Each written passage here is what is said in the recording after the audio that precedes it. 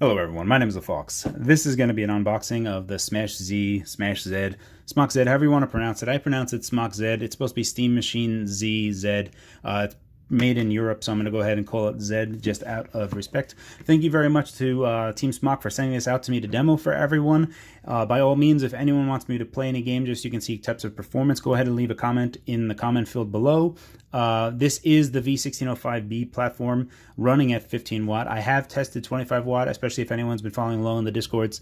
You'll know that I have tried that, and we've seen the temperatures that it's gotten at. So 15 watt is more than manageable. Additionally, I have now extracted 15% more performance than when it originally got to me, staying at the same 15 watt TDP. So I'm now at a point that I'm happy with it and going to be using it going forward. Additionally, very important to note that this is a pre-production model. In fact, this is the model that they were using at E3 itself, which is a few months old now. And obviously there's going to be, this is not going to be representative of what people that are the Kickstarter backers or any of the Indiegogo backers or even retail buyers, they should not anticipate having anything that looks like this, because we're going to see some fit and finished stuff as we go along, and those should be corrected by the time that you receive your unit. This is the back of the unit, and this is the bottom. This goes over what type of unit that you should be anticipating on receiving. We can see that the V1605B is here. We also show the 1807B version here, which it looks like there's going to be plans for that. This particular model, again, is the V1605B, and I'll go over some of the things that have changed in the BIOS to get a better performance. These are the memory configurations. It doesn't list 32 gigabytes here, but there is 32 gigabytes on this platform that Team Smach has sent me. Storage configurations, we are at the max of 256. Camera, OS, shell, region, these are all colors. The contents being the Smach Z itself and the USB-C AC adapter. Up top, we can see it says connect your Smach Z to the TV. Unless your TV has DisplayPort in, you're not going to be connecting it to any TV. Most likely it's going to be monitors, or you're going to have to use an adapter like DisplayPort to HDMI. Fully configurable controls. Right now, the only thing that I have available to me is keyboard and mouse are mapped to all these controls, and we'll go over those later just so you can see what type of controls I have for me, and I have to configure all those in-game settings to actually get it working. Connect the keyboard to the mouse. I've already done this because I've jumped into the BIOS with DisplayPort and keyboard, and that works just fine. Here are the Z pads. Now, these Z pads, these are like little pucks or appliques that will go on the Steam pads themselves to operate, just basically to operate as buttons themselves. I don't have those, so I won't be able to review them. Also, it's not really the purpose of this particular series of videos that I'm going to be producing. We're just going to be taking a look at mostly performance metrics of the Smach Z itself. And again, by all means, if you guys want to take a look at any particular game, go ahead and let me know in the comments. I have quite a few games on Steam, so I should be able to accommodate most requests. Anyway, this is the case that you'll see right here. Go ahead and unzip it. That's not fair that this is like an unboxing because I've already unboxed it. However, this is how it arrived to me. Like, there was no other plastic bits on here, so this is exactly how it came. You can see the Smach branding on this, and they did send it to me with a US plug, and then we have just the C port right here. Let's go ahead and take a look at the power outputs that we can see. So we have 5 volt 3 amp, 9 volt 3 amp, 12 volt 3 amp, 15 volt 3 amp, 20 volt 3 amp. So we go up to 60 watts on this bad boy. It says for Smach equipment use only. However, I'm pretty sure it'll work on most anything, especially now that we have all those different voltages to work with. Let's go ahead and take out the business end of this particular kit. Go ahead and put this on the side. Alrighty, so here is the Smach Z. Whoa, almost dropped it out in the end of it. Alright, so this is it. Let's go ahead and start talking about what we have here. Let's go on the top first. We can see these bumper keys as well as the dual stage triggers. We can see that here. So these are meant to be analog, and they bottom out to a button on both. You can see the C00, and this is, if you were to look at the E3 stuff, you can see that as well. If we were to take a look at a Steam controller itself, you can see that the same philosophy applies. So it's an analog stick and a button at the end. So you have analog control and an additional button right there. Additionally, we have these flipper buttons on the back of the Steam controller. We have those present as well. So these buttons are present as well. Currently, they're not configured to anything, but we have all the hardware in place to replicate everything that a Steam controller has. Right over here, we can see a micro SD port. This, I've put a micro SD card in. It works like it's supposed to, with you putting it in to have all that spring action. However, it's not wired currently with the system, so it doesn't recognize it. largely, like, physically it's there. We just need to have it all routed on the PCB and stuff for it to show, so that's not really a big deal, and I guarantee that'll be present for the Kickstarter backers. USB, micro USB port, I'm not sure what this is for. Here's your display port out, and USB-A. I've connected to these already, they work just fine. Here we can see the business end of the heatsink, so we have an inlet exhaust. Here we have the volume rocker, again, the bumpers and the dual stage triggers. Along the bottom, along the bottom, we have a 3.5mm audio in, as well as USB-C for power. I have not checked this for dock or anything. Additionally, here we have the front of it, so we can see the touch pads themselves, and they both click as well. So this is right click, this is left click, right click, left click, and that's how it's just mapped right now. It doesn't necessarily need to be mapped when you get it, especially when it is looking at the future, when everything is done. This home button is not mapped to anything right now. It just illuminates based on different circumstances. So if your battery is running low, this is going to turn red. When you're booting up, it's going to be blinking blue. It'll turn green when it gets into the OS. Here we have the face buttons, and we have select and start, and that's pretty much all of the Smach Z. Let's go ahead and do some size comparisons just so you can kind of get an understanding. Let's bring in a switch on here. So if we match up a switch right there, we can see that it's basically a switch with an extra Joy-Con attached to it, and considerably thicker. Basically, the best size comparison that you can have is if you had an Atari Lynx at home. This thing is pretty much spot on to the best bet for a size comparison. Literally, especially with the bumps on an Atari Lynx, if you were to hold this and just close your eyes, this is going to be the best bet at kind of conceptualizing how big the Smach Z is and how it feels. It is rather comfortable. It is large, but it actually holds in the hand really nice. So basically, you know how sometimes they sell grips and stuff for the PS Vita or even the 3DS, and you have those extendo grips, things that make a portable even bulkier. I guarantee you will not need that for this. This already has grips built into it. Without further ado, let's go ahead and just power this on, so you can see what happens when this powers on. These LEDs around the touchpads illuminate.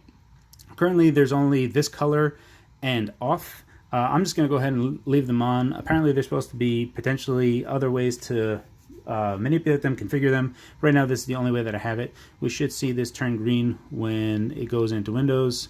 And when we jump into there, we'll just quickly kind of show what controls I have available to me, and then we'll start doing some benchmarks. One of the things that I've touched in the BIOS itself to get more performance at 15 watt is what I've gone ahead and did is reduce the core count on the CPU from 4 CPU to 2 CPU, and that allows us to hit higher frequencies on the CPU, as well as one change in the BIOS to unlock the GPU clock on the GPU itself, because before, when I originally got this, I was kind of stuck at 400 megahertz, but now I'm peaking at 700 megahertz, and I'm more I hit 500 megahertz on the GPU clock more. Essentially, I'm staying at 15 watt TDP. I'm not using any more power, but I got a 15% performance boost, which I'm happy with, and I'll now start demoing it for you guys. Very quickly, just so you guys can have an understanding, I'm going to go into keyboard test because it kind of highlights pretty easily what's going on here. So if I do left click, right click, and these are left control, left alt, you can see that right there. This is a scroll wheel. I don't know if it's going to show up on there. Then we have these directly mapped to the cursor keys right here. These are space, enter, page up, page down, tab, and escape. And then these are also left click. So these are essentially all the buttons for me. Unfortunately, L3 isn't mapped to anything. That would have been, if I just had this, it would have been kind of easier for me to kind of go ahead and play a few more games or get some things set up. As it is, because this is a mouse itself, I'm going to have to, for emulators and stuff, mapping this to emulators might be a bit of a challenge, and I have to try to find some software that will go ahead and map it to something else. Down here we can see the custom battery icon, and I've kind of been recording here prior already, and I've had to re-record and re-record before I can get actually good results. So this is me going down. This is what the battery percentage is at right now. Additionally, you can see other things that are running here. This Radeon part is not, I don't have any access to it because there's a mismatch between the Radeon version and the drivers. It's not really a big deal. It's just something that I wanted to communicate to you guys. Let's go ahead and jump into CPU Z, just so you can see some of the changes that I made. Additionally, we can take a look at Task Manager just to kind of see what's going on. Task Manager is going to quickly show how much RAM I got. So you can see that this is 32 gigs of RAM, and at 32 gigs of RAM, we're really entering more of using the Smach Z as for production purposes rather than as a games machine only. 32 gigs is rather a lot of RAM for playing games only. I wouldn't really recommend it.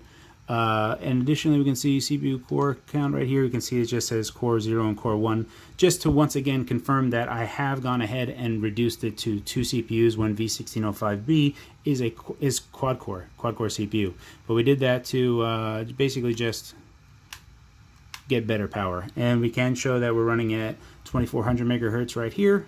So we are at the fastest memory that we can be. It is dual channel, so all is good and well in the world. Now, I think one thing that's going to be worthwhile to do is take a look at benchmarks. So one thing that I think a lot of people, well, especially because it has comparison stuff, is, let me go to installed,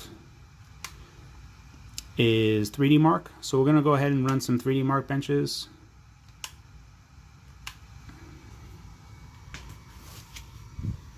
I might cut ahead on some of these just to kind of skip things. So we'll do a couple of the primary ones, and we'll just kind of get an idea of what's going on. Later, I'll also demo Doom on this a little bit, and we'll kind of get some better metrics of what's going on. Hopefully a lot of these are installed already. Please be installed.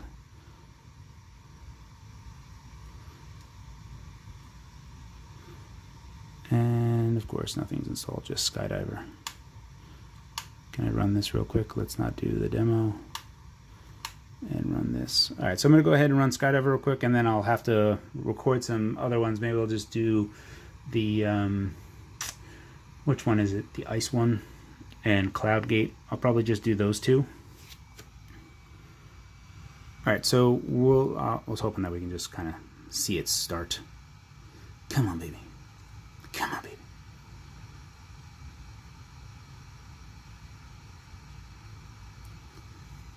Alrighty. Additionally, the fan right now that you're hearing is at max fan, and that's configured in the BIOS, and I just figured it would be worthwhile to have that going just so because when you're playing games, it's going to go to max fan anyway, but just so that you guys can hear it at all times, it gives you a good indicator of how loud it's going to be. I did bring this to work with me, and no one heard it. I also brought it on my bus with me on my commute, and no one was bothered by it. In a quiet house situation, I don't think that this is going to, if someone's going to be bothered by noise, I don't think that they're going to be too happy with that. But I'm going to go ahead and skip past this part. I just want to show you that it was running, at least initially, and we'll get some results that I can share with you guys.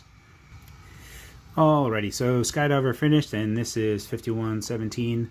Additionally, I think if we go over, it says validation warning. I think it's just, if we go to compare results online, I should be able to share this link with you guys, and I'll just put it in the field, because this will be tied to my account right there, so we can see it. And the only reason that we're getting this not recognized stuff is because of V1605B and potentially the driver set that's installed.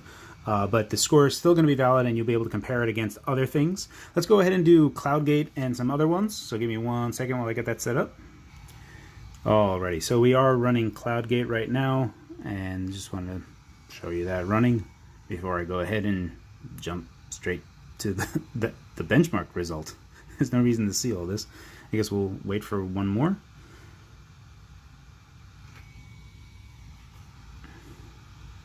Come on, baby. Come on, load. I guess I can talk about some of my feelings with the unit so far. So right now that I've gotten the performance to be where I want it, especially just V1605B for other applications, I'm a little bit more happy now that I've been able to extract more power from going to dual core and switching some stuff off in the BIOS. Basically much happier with it.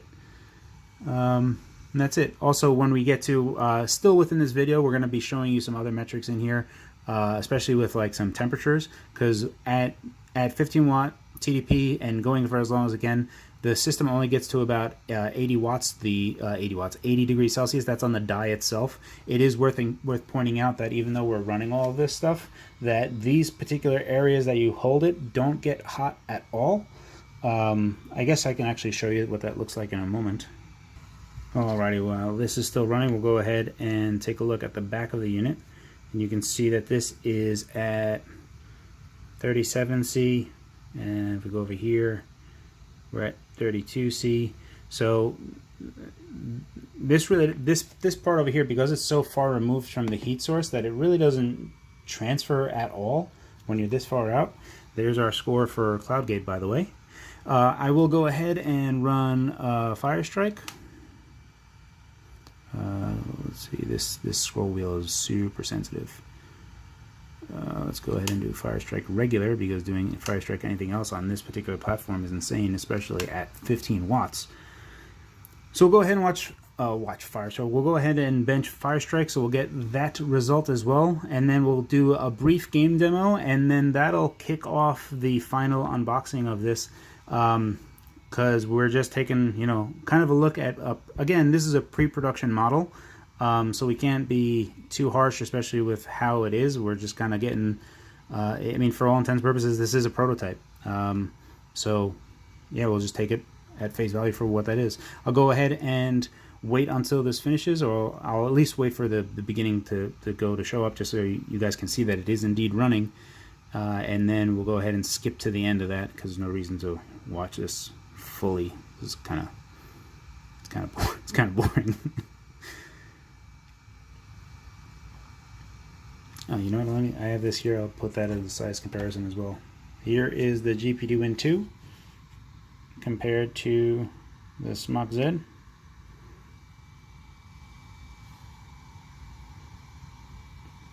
Hit. I mean, this is pocketable. A Switch isn't pocketable. The Smach Z won't be pocketable. I hope no one anticipates pocketing this thing. You can see where we are. We're getting extremely low FPS. Can we see that? And that's, you know, to be expected, especially at 15 watt on this platform. It isn't a tremendous amount of power, but it is, well, it is the most powerful handheld at the moment. For sure, that is the truth. Let me go ahead and plop that, and we'll just wait till it gets to the end. Alrighty, so Fire Strike finished as well. Go ahead and take a look at this result online. Again, I'm going to put these links available in the description field on the YouTube channel itself, just so you can see it. You can kind of hop on over there and take a bigger gander if you want. We'll go ahead and start closing these things, and I will play a game of Doom, which everyone is telling me, don't play Doom. Come on, dude, don't play Doom. But I run Doom all the time, especially on the Win 2, and I always play one particular level because it's kind of you know, a standard, just so everyone knows what to expect. We'll also do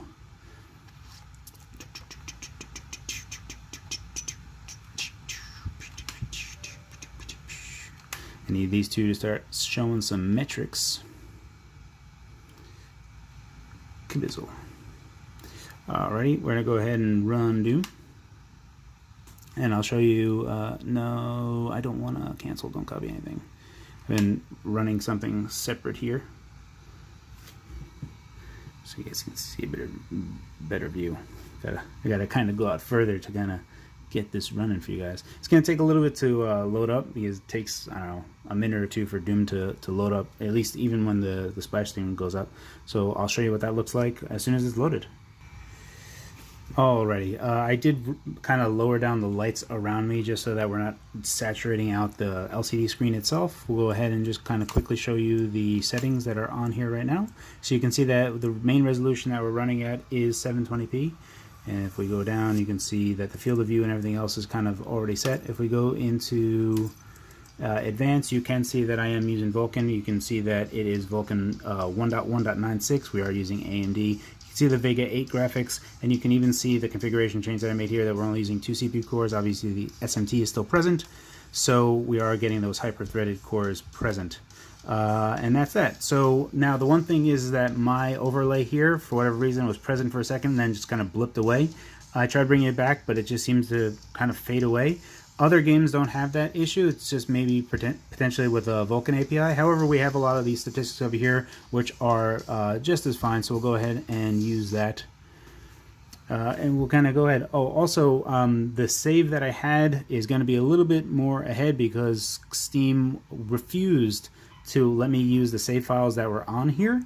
So I had to go ahead and download what I had in the Steam Cloud. So we're going to be a little bit ahead, I think, comparatively to other Doom sessions that I've done, just so that you guys know what's going on. Alrighty. What is my WASD? That's curious.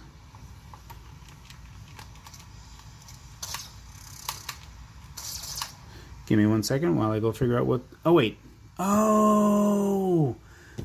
My save game overrode the key bindings. Give me a second while I go fix that. Yeah, let me just show you real quick. So if we go... Obviously up and down is working here. If we go to settings in here, and I go to mouse and keyboard, key bindings, move forward needs to be up cursor. So let me go ahead and fix that. Alrighty, and we're back. I was like, why is that not working? I know it's working.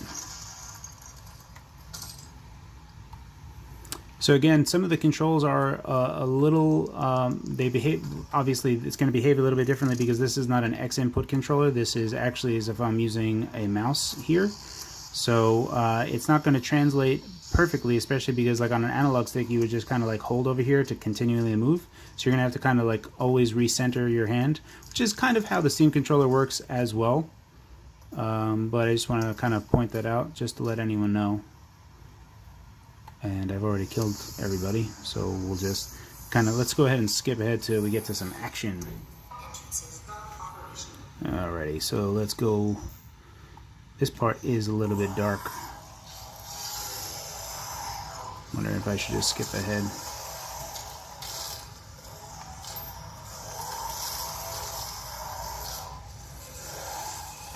And, oh, you son of a...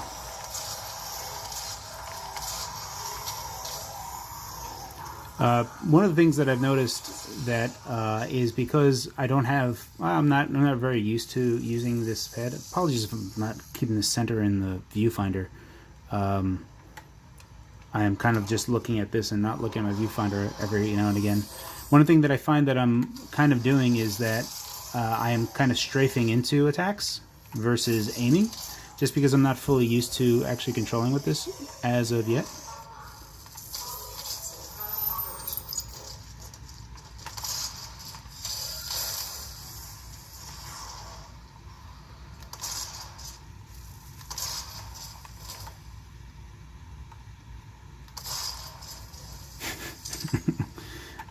Yes.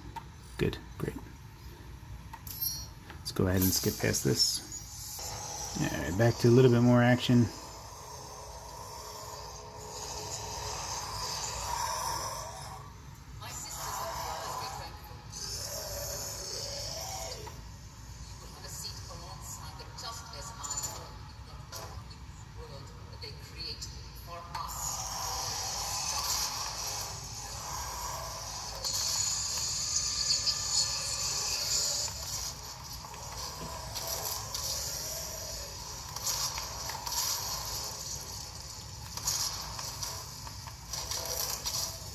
Just kick them in the back.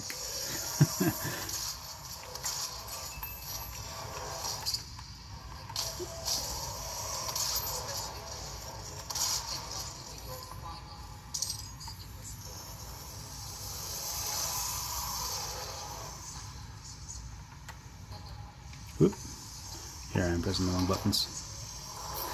Alright, well, I think that's actually a good enough demo that we can see right now. Again, by all means, this is a pre-production model, but by all means, I have no time limit. Smach has given me no time limit, so if you want to go ahead and take a look at any particular game that you want to see on the Smach Z, by all means, leave a comment in the comment field, and I will go ahead and try to accommodate as best I can. I anticipate that there's going to be a lot of people that are going to be reaching out to me, so please do give me some time while I try to get as many videos as possible that I can get out.